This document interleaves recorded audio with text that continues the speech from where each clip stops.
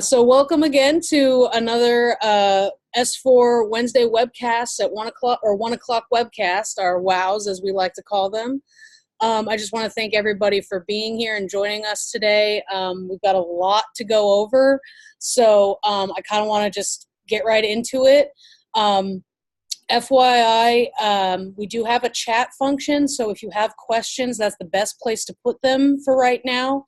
And then we're going to have a discussion after everybody's shown all of their stuff. I figure that way it'll just be more streamlined.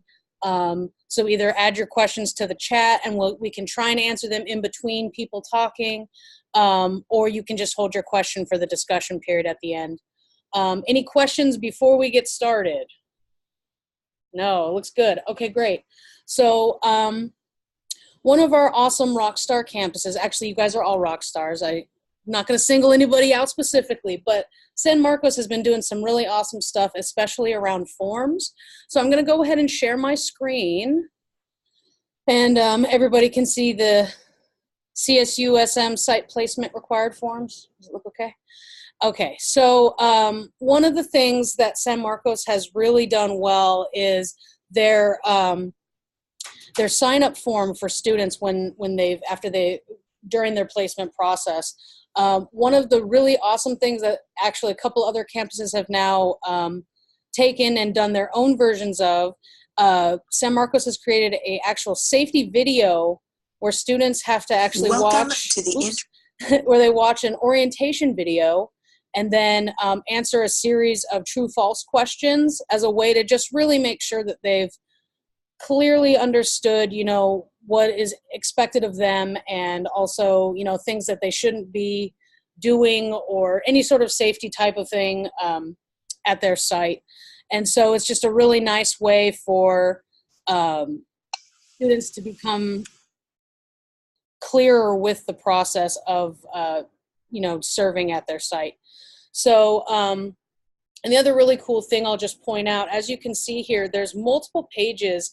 They've actually combined all of their forms, their sign-up forms, into a single form. And it's pretty streamlined and convenient that way. So I've already filled it out for the sake of time here. And as you can see, the student fills out all this info. And then as you're all very aware, there is this, they have to say whether or not they're over 18. And so one of the cool things that San Marcos has done with their under 18 process is when a student says that they're under 18 years of age, this little dialog box pops up and it lets them know, okay, you need to complete this form that you're currently doing, but then also download an additional form, which is a PDF that we've included on the site for them to access.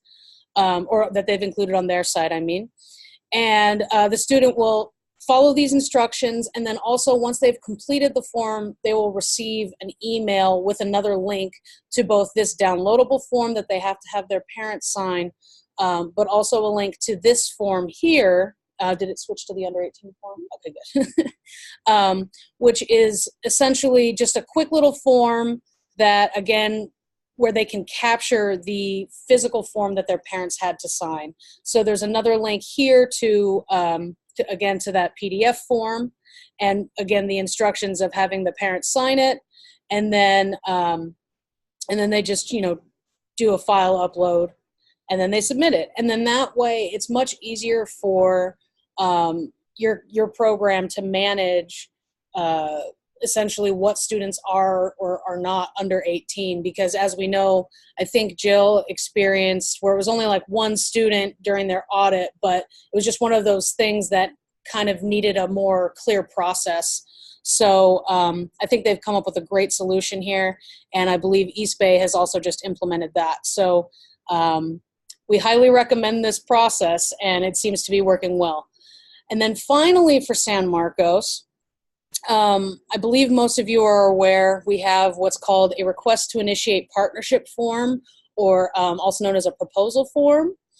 And essentially this allows you to send a form to a prospective community partner to fill out all of their information. So you can see here like organization name, address, main contact information. Basically, just all of that stuff that you don't want to have to copy over into another site or into a site on S4 here. So by creating this form, and then, there's the option to have this create site from this submission button here. It allows them to much more easily manage incoming partners. And so the thing we really want to highlight, though, is over here on the left, the approval status and staff note, which allow them to more finely mark each of these submissions from new partners to determine, okay, does it still need review? Is there any additional notes, whether it's from a site visit or risk implications for the site? Basically, you can put whatever you'd like in here, and then these approval status options are all customizable to your campus or your program's liking, and then it also provides when this was last updated. So yeah, I mean, and basically, and maybe, I don't know, Jill, if you want to just really quickly speak to the value that you've gotten from trying to find where to unmute you here. But it would be nice maybe for you to just quickly mention. I have to say, and we couldn't do this obviously without you and Tracy. Oh. But the box there that talks about the approval status, it's really nice because Elvia, the internship coordinator, and I can communicate back and forth. She can put in a preliminary status, as you see there. I can come in and add something to that. And every time I add something, the previous information stays there. So it provides a record. So when we go through audit, we have a record on how we approved it, if there were site visits, everything is documented. And so that is a very, very valuable thing for us. Awesome. Thank you so much for elaborating on that for us. So those were the main things I wanted to highlight from San Marcos. I feel like I ran through that really, really quickly. So I do want to just provide a few minutes here if there's anybody that has any really burning questions about what I showed. And then otherwise we can move on to Sacramento. No burning desire. Oh wait, we do have one here. Christina Moreno Donato asked what the student form name was, what the form was named. It's I believe you call it, it's an orientation or. Yeah, it's an orientation. Yeah. So I think it just says student orientation fall 2018 right now. Yeah. So I'm sorry, the actual form I think is called Fall Placement 2018. We made sure because we've been doing revisions almost every semester, so we had to specify which semester it was for. So we figured out a naming regime. So thank you. And sorry, one more thing. If anybody wants to know anything about the forms or have me walk them through or talk to me about any of this, I'm absolutely open to talk to anybody about anything we're doing. Great. Okay, so Francine, are you ready to, or Dana, whoever wanted to chat about your faculty process and all of that, that'd be great. Yeah, and I also have Monica with me too. Oh, great. And just to go back to Jill, we also do the same student online orientation forms for Sacramento as well. So it's very similar to what Jill does as well. And you could talk about the request for the community partner. Yeah, for the community partner requests, similar to what you just showed, we actually have faculty that does the request for the agreement process because they do talk to the community partners. And we can do the community partner part on the proposal end. We haven't used much of the proposal forms yet, but that's something that we will think of as well. So for the forms, Brianna, did you want us to talk about the registration forms specifically? Yeah, just like for your alternative breaks, I think that'd be great to highlight. And then also, I'd love to hear about how your process with the faculty placing students, how that's been working for you and the benefits and things like that. I'll start with the faculty placing students because I do work with faculty closely on this, and I'll have Monica expand on the alternative break registration forms. Great. On our campus, our faculty, the service learning faculty, places the students at the placement site where they're at first. This is triggered usually at the beginning of the semester, the first 3 weeks. So once the students are placed at the community partner site, it sends a notification to the student. There's a pick box that appears when they log into what we call our S4 CEC Connect. And that triggers the students to take these online orientation forms that I mentioned earlier. It's also check mark confirmation, and that the last page they download, well, right now we're doing time logs, physical time logs, and then the emergency contact form. So that has worked well in a sense that everything's electronic.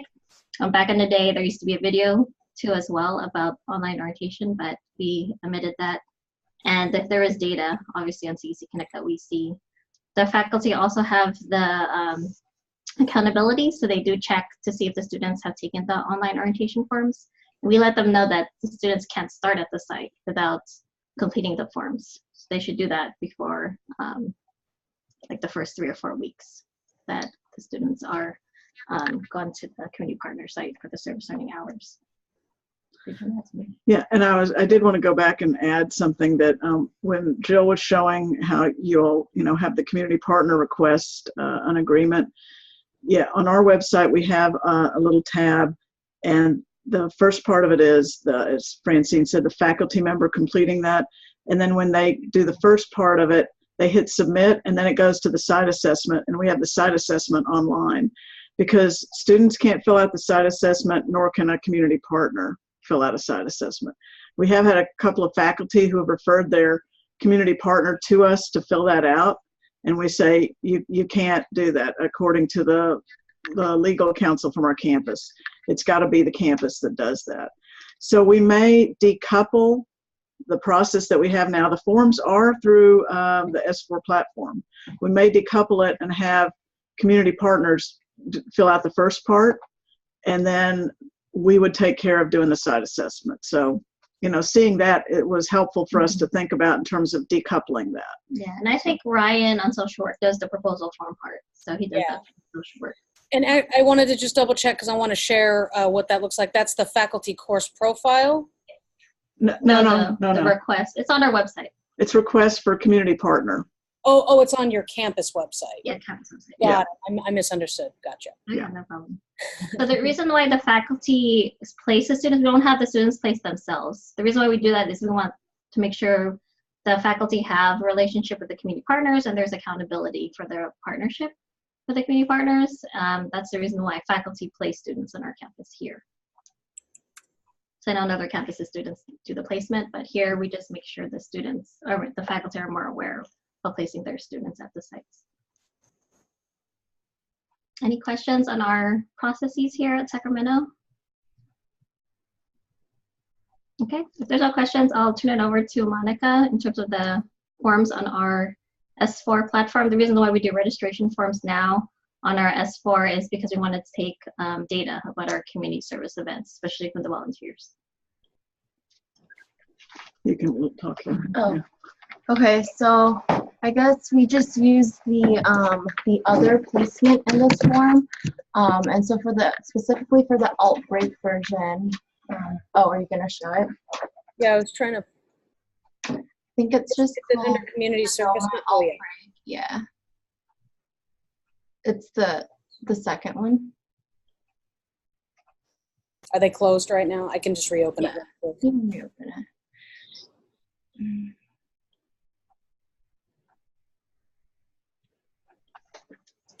There you go. Yeah, so we start off with a little brief description on what this application is for, and then we require all of these like categories, so last name, first name, email, and then we specify if it's an email that it has to be done via email. For phone numbers, we use the special characters, so they have to input numbers rather than just having it as a string of numbers. We have like 3 numbers, another 3 numbers, and 4 with additional extensions. For ID number, we do the same thing where we flag it at, I think, 9, which is the number of ID numbers in our SAC state ID. And then we have the students fill out like some questions on why they want to attend the outbreak. I think another important thing about this form is that because you can close it, you can add the liability component in there, which is really convenient, so they don't have to actually sign a physical liability form. They can just check mark that they've read, you know, XYZ, and that they agree to it. They're not going to sue the school, etc. So I'm just going to go through it here so I can go to the next page. All right. Oh. Yeah. So that's a good, I guess, test case. Yeah, there you go. Where like it flags it if you don't input the right values. I don't think this one necessarily has the liability form, but for our other applications there are. So like for Paint the Town, that's still open right now, you have the liability component of it, and then the photo release and all of the other forms that students generally before would have had to sign physically, so we had a copy of it. Now it's all in this S4 registration.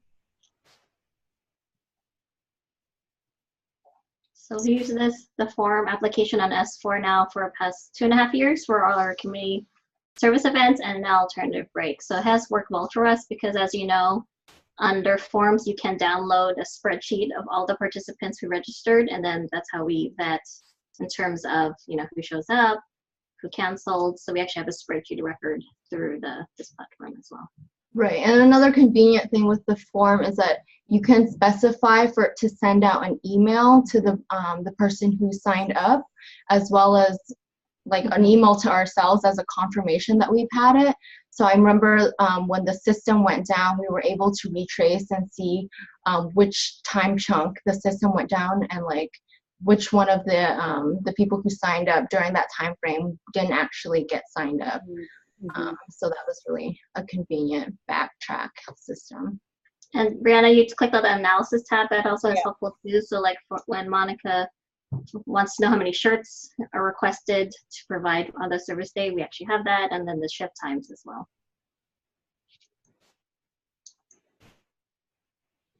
To give us a quick overview of the data. And then the data can also be exported into a CSV, which is convenient for just analyzing data if you're asking questions that need to be analyzed numerically or whatnot. So the output is really convenient as well. Any questions? Yeah, anybody got any questions for our wonderful people over at Sacramento? I'm not seeing any. Oh, Joellen? Oh, we've got one. Oh, yeah. Who designed all your forms? Well, I think Francine started to design the forms for the community service, and then Monica picked up on that and developed the forms for the alt break, and then our former admin person developed that registration form for getting the community partners. So it's really been a huge team effort. Awesome. Absolutely had nothing to do with any kind of form business. I'm just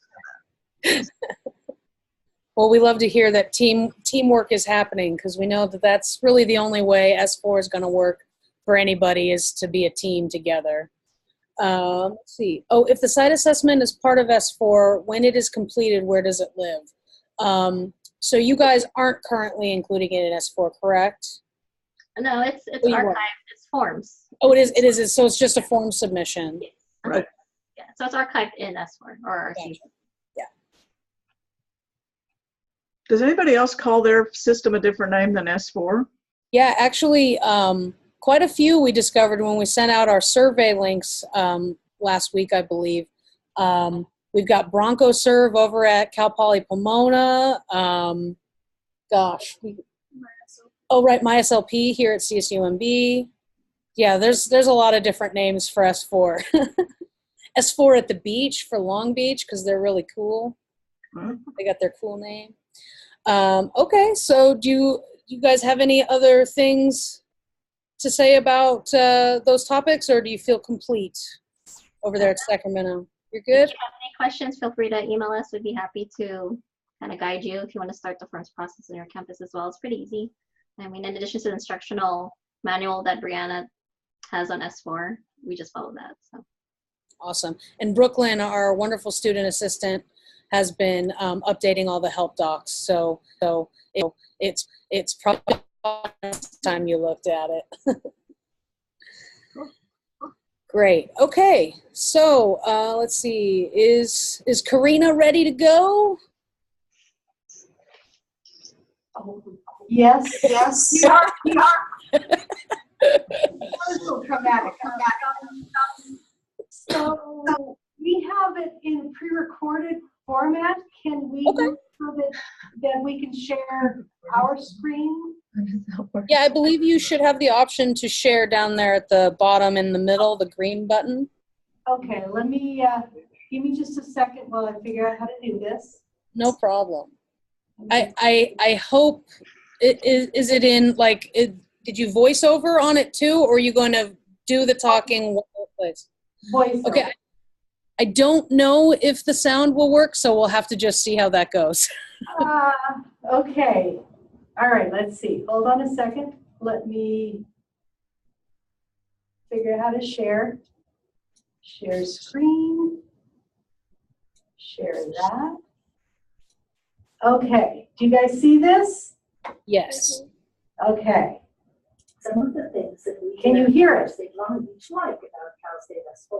It's really hard to hear because I think we're hearing the audio coming through, essentially coming back through your speaker.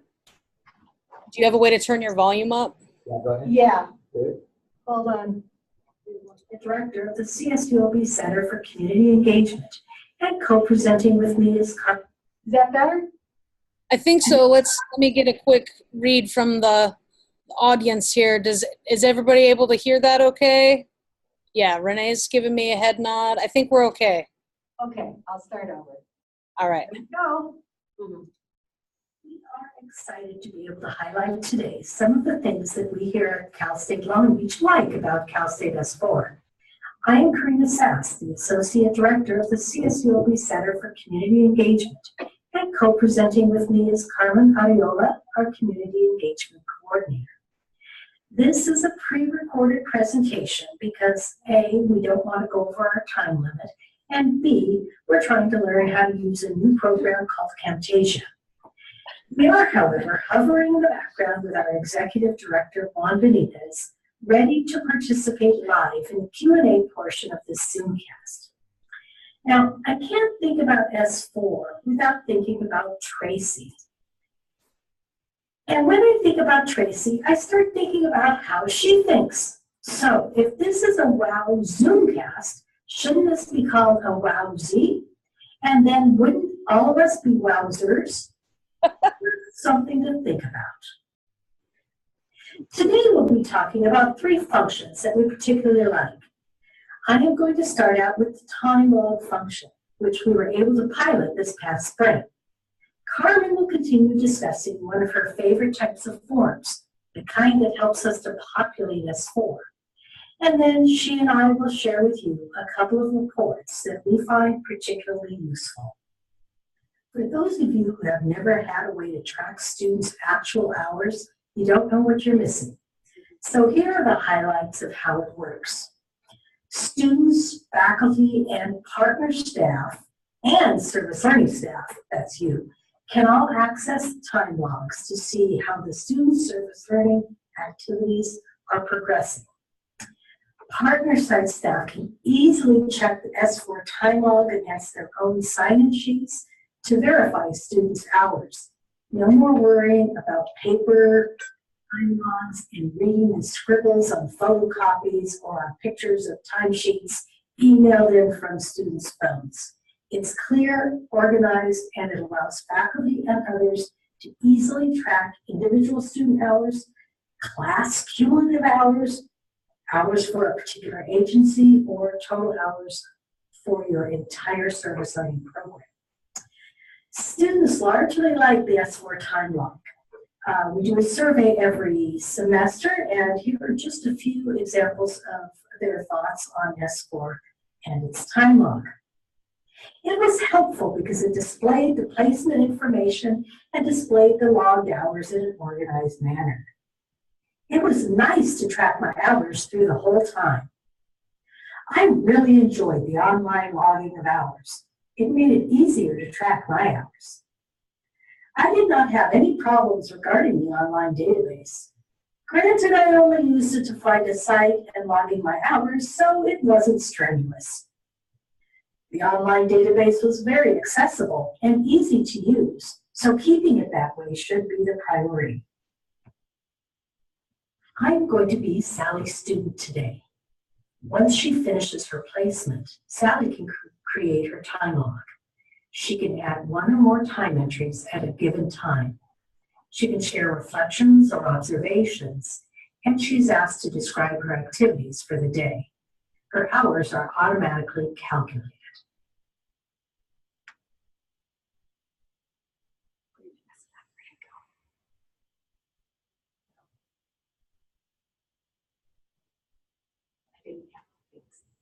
Once she has a couple of weeks' entries, Sally can submit them to her site supervisor for approval. The site supervisor gets an automatic email notification with a link to the time log. The supervisor can then review the hours and either approve, reject, or do nothing. There is an option for the supervisor to leave a message, such as "Great work" or "You shorted yourself an hour. Please revise and resubmit."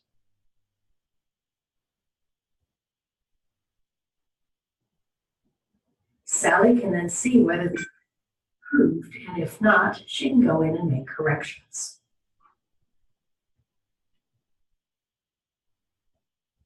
Now, faculty can also look at students' time entries, which include an option for students to share observations and or reflections on their service learning activity for that day. Faculty can also drill down to a specific student's time log by clicking on the student's placement. While site supervisors are generally the ones to approve the student's hours, it is also possible for a faculty to approve those hours.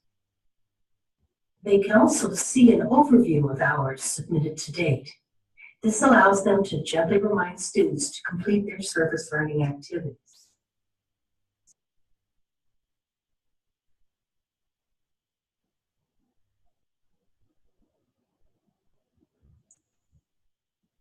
Hello everyone. Today I am going to focus on the forms that populate S4, specifically the proposal forms. The reason why we are highlighting this S4 function today is because it is one of the ones that we constantly use. The form has allowed us to eliminate the manual entry of the site information. We think the form is easy to fill out from the community partners end.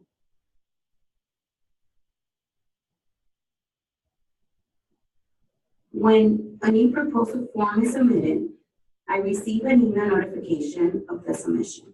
This allows me to initiate the partnership process and allows me to review and edit the information if needed while I wait for the final approval from our risk management office. After receiving the final approval, I am able to go into S4 and publish and create the parent and program site. As you can see, the creation of the new site in S4 is super easy, and all it takes is a simple click. This particular form has simplified the parent program site creation process since the form feeds the information directly into S4.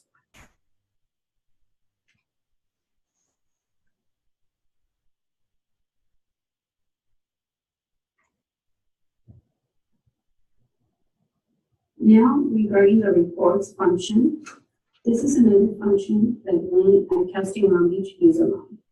I particularly use the log entries report to manage our service learning affiliation agreements. As a new parent and program site is created in S4, I make sure to create a log entry for all of them, and I upload a PDF copy of the approved agreement. The log entry allows for us to select the type of log entry we are adding, and if it is a contract log entry, we are able to enter the expiration date of the agreement. Having a log entry for all of our active sites allows me to run log entries, reports, to track the agreements that will soon expire and initiate the renewal process. This is an easy and efficient way to maintain current and active information. Lastly, this function allows us to keep all information in one place and accessible.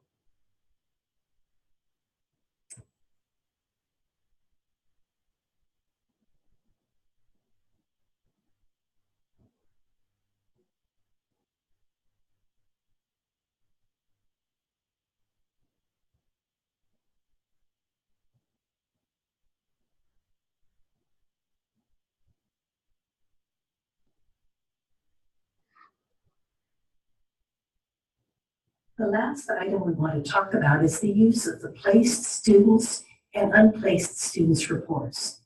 One of our goals is to have our service learning courses use S4 as fully as possible. At key points in the semester, I will run both a placed students report and an unplaced students report. The placed students report allows you to include student email, site staff information, and estimated and actual hours reported. We can then use these reports to alert our faculty if they have a significant number of students who have not yet placed, or if they are not reporting their hours. Many faculty are responsive to these alerts, and we will see an uptick in placements and/or documentation of hours. We can also use this to contact students directly to remind them to go into S4 and complete their placement or time logs. This effort was particularly successful this past semester, resulting in many courses reflecting 100% placements.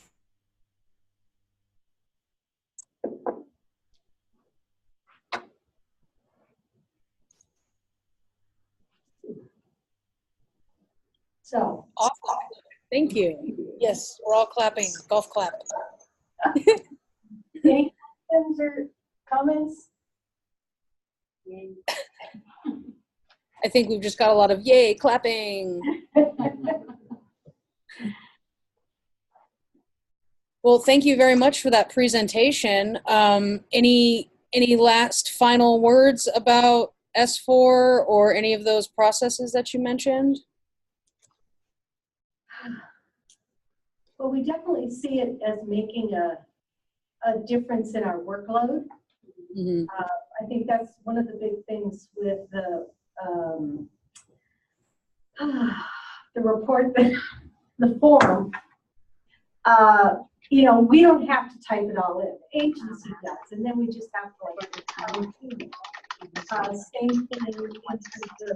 of efficiency with the time logs is being able to see things. It's not just efficient for us, but for our faculty, so they don't have to be, like we said, you know, dealing with all these pieces of paper and stuff. They can get it all in one place. The agencies, the same thing. They just have to look at it. They don't have to be making photocopies and stuff like that. So we're pretty happy. Awesome. So, Judy, I want to give you an opportunity if you wanted to say anything here before I open up the discussion to everybody. There's a couple questions. Oh, there are some.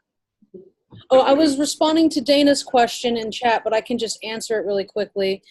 Dana asks, or Francine actually asks, for the time log approval, is it sent to the faculty once or twice a semester? There are no automated emails sent to faculty. If a student wants to send the request for approval email, they can actually CC their faculty if they choose to do that. And then if the faculty would like them to do that, they can also essentially instruct the students, you know, as they're explaining the process to them, to do that piece. But the faculty also, especially I would say on your campus, because they are already placing students, that tab is right there in their course view, so they can really access that at any time. So I don't know if they would really want an email, to be honest. I know I'm sure they get plenty of emails. So I think that would really be on a faculty by faculty basis as far as if they want to instruct the students to send an email to them.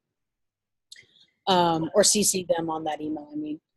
And then Joellen asks, and I think this is really to those who have used TimeLog, because I know even some of the people, or some people who haven't spoken today did pilot with a TimeLog. How's the TimeLog been received by partners? Is it easy to access information and manage the TimeLog? I could answer that. Yes. Occasionally there were some bugs during the pilot. There were some problems occasionally with them accessing it, but I think those bugs were fixed. So they just have to click a link. They don't have to log in. The link is there and they go directly to the TimeLog. And then they can do whatever they need to do for that TimeLog.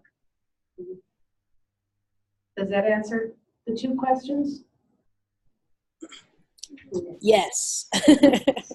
And thanks. Great. And so now you don't have to chat your questions anymore. If you'd like to actually, unmute yourself if you have a question or a comment about what we've shown you today, let's discuss. Yeah, I do have a quick question. Yes. I thought that the time log was going to be set up so that when the student hit submit, it automatically went to the faculty, or it went to the community partner, and then it went to the faculty. So now you're saying that that doesn't happen. There is not an automatic. So there's I think there might be a misunderstanding in that the student submits each individual time entry for approval. And then once there is at least one time entry for approval, that green button shows up where they can fill out the email, the request for approval. And then at that point it can get sent. But we wanted to avoid automatically sending because partners would be bombarded essentially. And especially even if they only had 2 students, but the student went multiple times a month even, I mean, that ends up building up a lot of emails. So we felt that it made more sense to be sparing in that and require that the student actually take action to send an email. And then they're also limited where they can only send that email once a week. But that there's that link that Karina had pointed out, and that link is essentially the same link that gets sent in the email. So if for any reason the student is barred from sending the email, but they still need to give the link to the partner again, they can easily copy it and send it directly through their own email if need be. But a student could accumulate all their hours and just send it once for approval at the end of the semester, correct? Yeah, they could. I think that at some point, there's probably going to have to be some faculty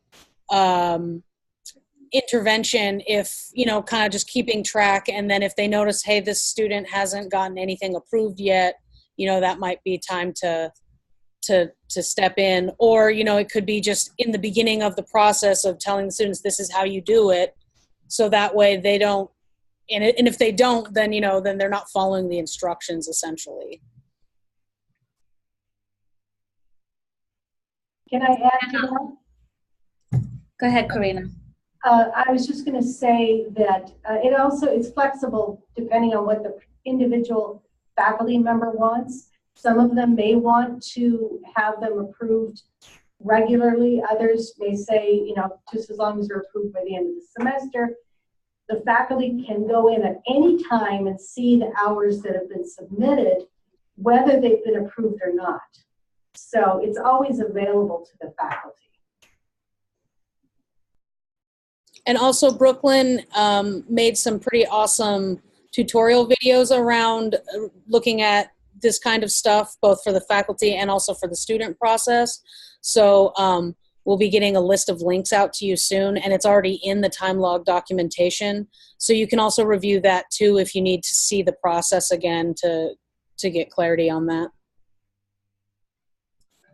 And I wanted to add that from my perspective, one of the reasons we wanted to have today's webinar focused on some of these advanced features is for you to start thinking about ways that you can implement some of these with your existing, or if you're just starting out, look at how you can, being really familiar with everything that's going on so that you can incorporate those best practices from the get-go.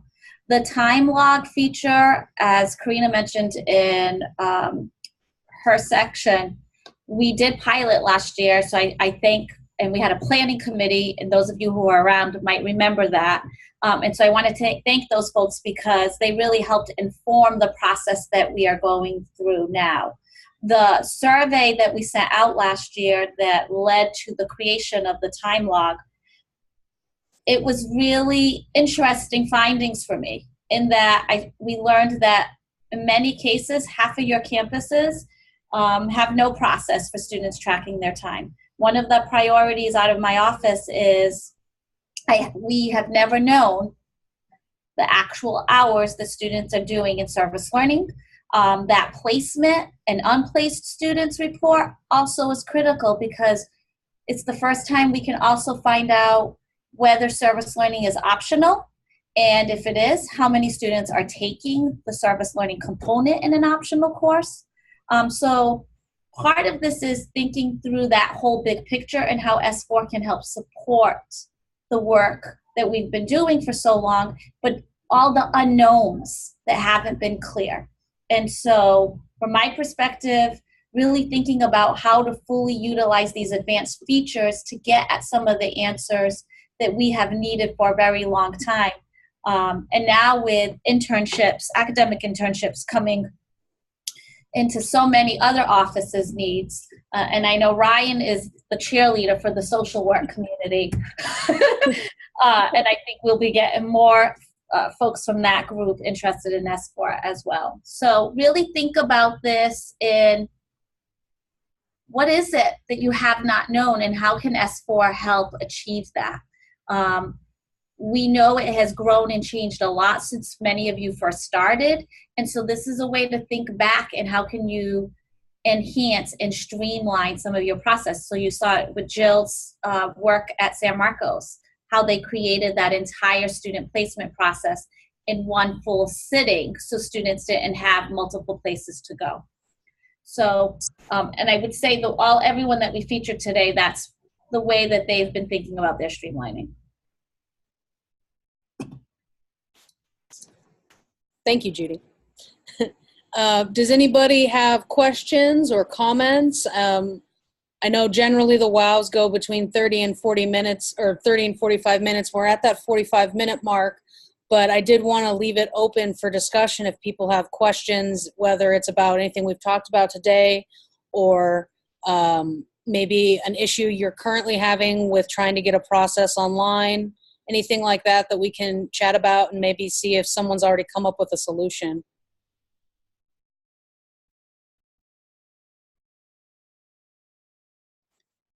Crickets, really? No questions?